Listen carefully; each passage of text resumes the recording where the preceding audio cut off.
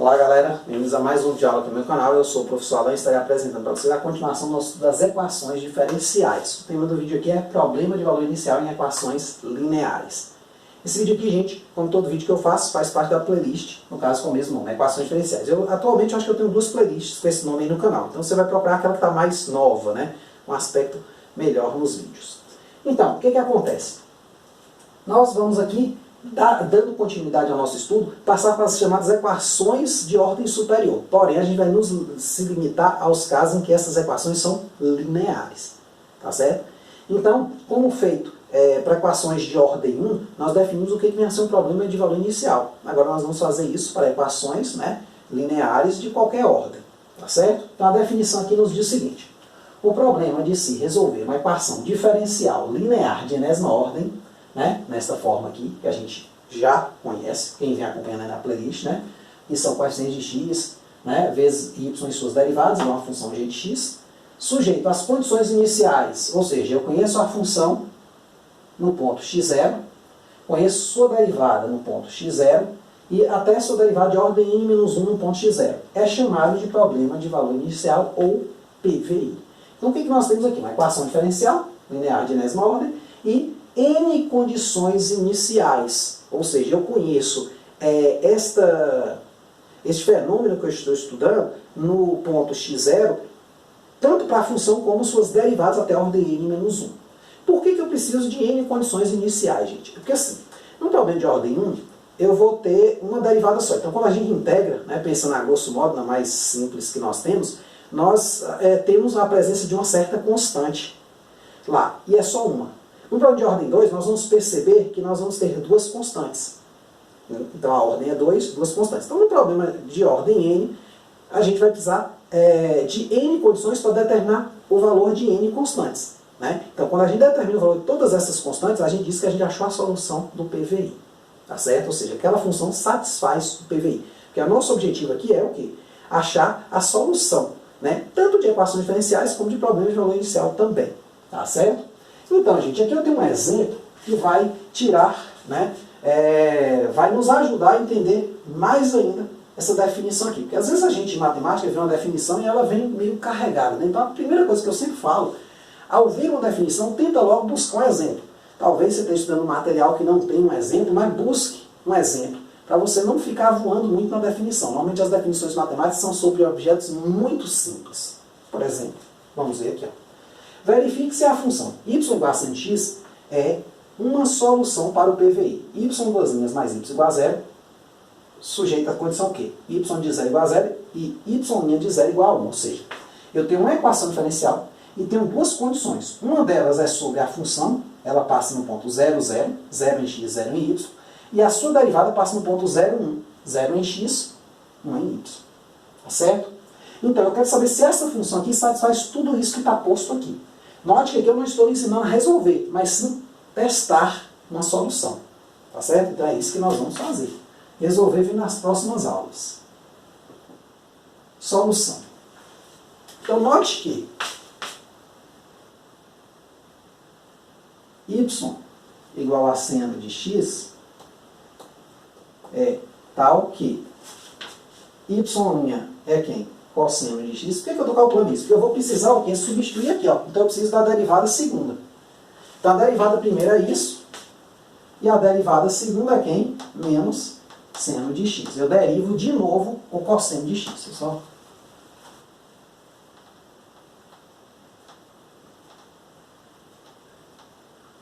Certo? Então eu tenho essas duas coisas. Então note que y igual a seno de x é tal que.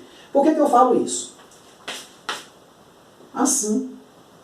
Agora nós vamos verificar essas condições. Y duas linhas mais y é quem? Eu vou fazer essa conta. Ó.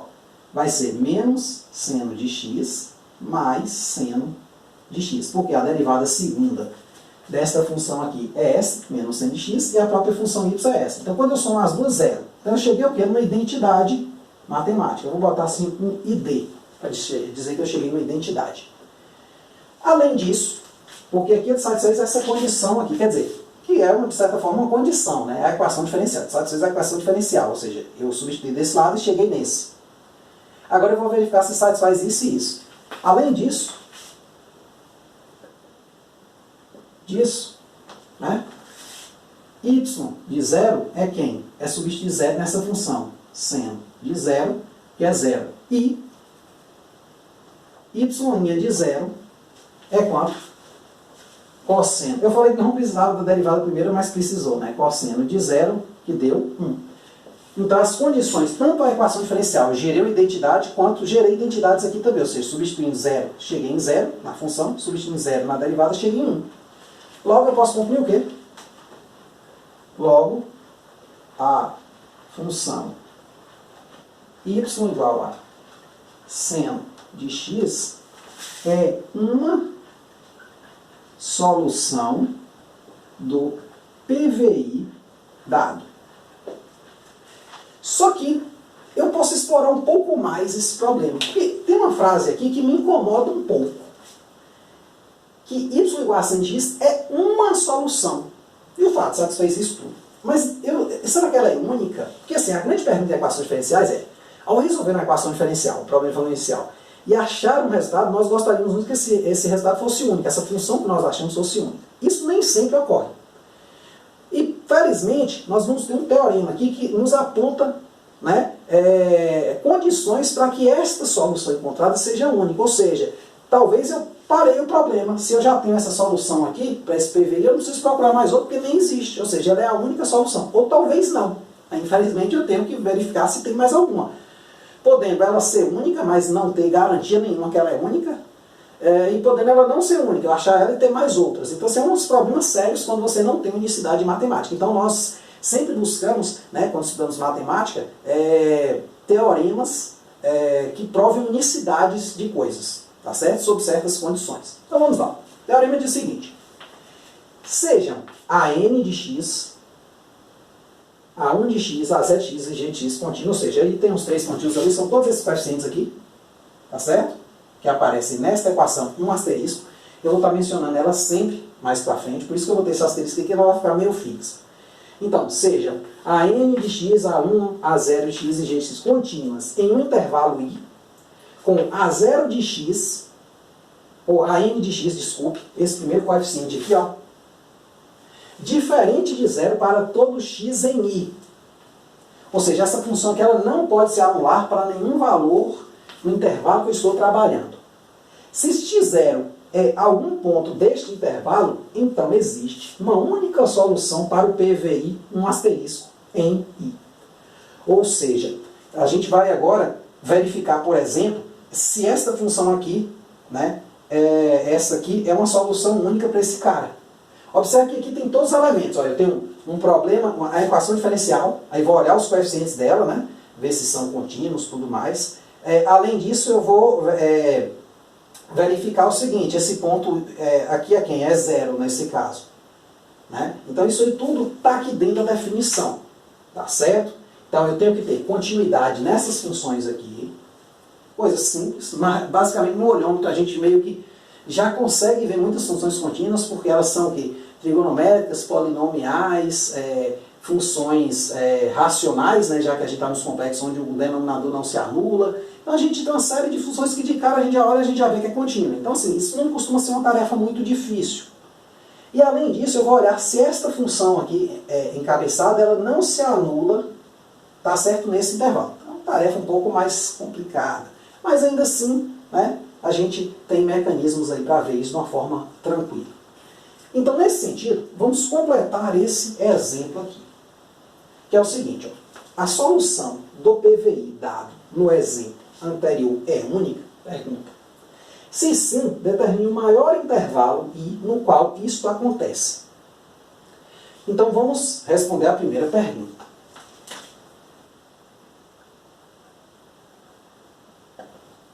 Que é, a solução do PVI é única? Então, primeiro nós vamos ver o quê? No teorema aqui, ele pede para a gente extrair as funções. Então, ó, note que A2 de x, por que A2, professor? Porque meu PVI é de ordem 2, né? Então aqui, ó, né, A2 de x é igual a 1, A1 de x não tem, né, ele não aparece ali, ou seja, não aparece um termo com a derivada, vou dizer que ele é 0. A0 de x também é 1, né, olhando sempre nessa forma aqui, ó. e g de x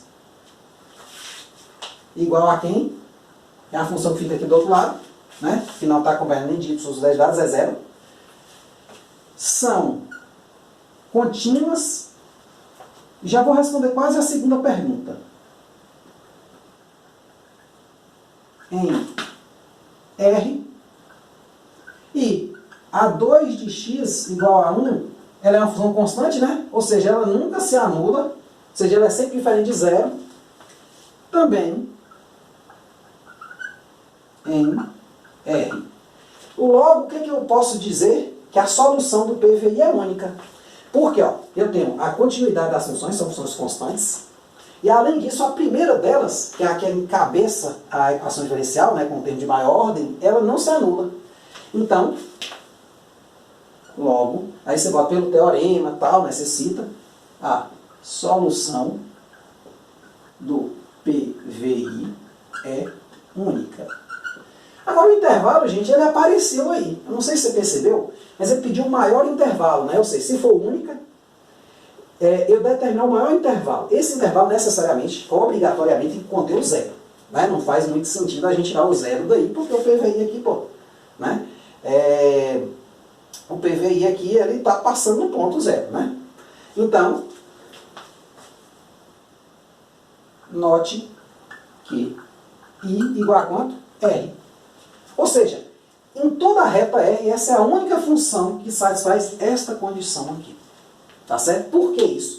Essa condição é feita o seguinte, olhando essas duas condições aqui, a continuidade de todas, então eu pego o intervalo I no qual todas sejam contínuas, claro, contendo esse ponto x0, e depois eu verifico a segunda condição. Eu vou para a função aqui, que está acompanhando o termo de maior ordem, e verifico se ela não se anula também nesse intervalo. Se se anula no intervalo menor, a gente faz a interseção. Ou seja, a gente pega a interseção de todos esses intervalos. E aí a gente vai ter um intervalinho no qual tudo aqui é respeitado. Só isso que precisa ser feito. Beleza? Então nessa aula aqui nós aprendemos o que é um problema de valor inicial para a ordem superior, no caso uma equação linear. Além disso, teorema importantíssimo, que nos dá o quê? Condições para que nós saibamos que a solução, né, se a solução de um problema de valor inicial é única, ou se não temos garantia de ser solução ou não, ou de não ser única, né? De ser único ou não, digamos assim. Tá certo? Então é isso aí, eu espero que vocês tenham gostado, espero que tenham entendido. Qualquer dúvida, é só colocar nos comentários, beleza? Até a próxima.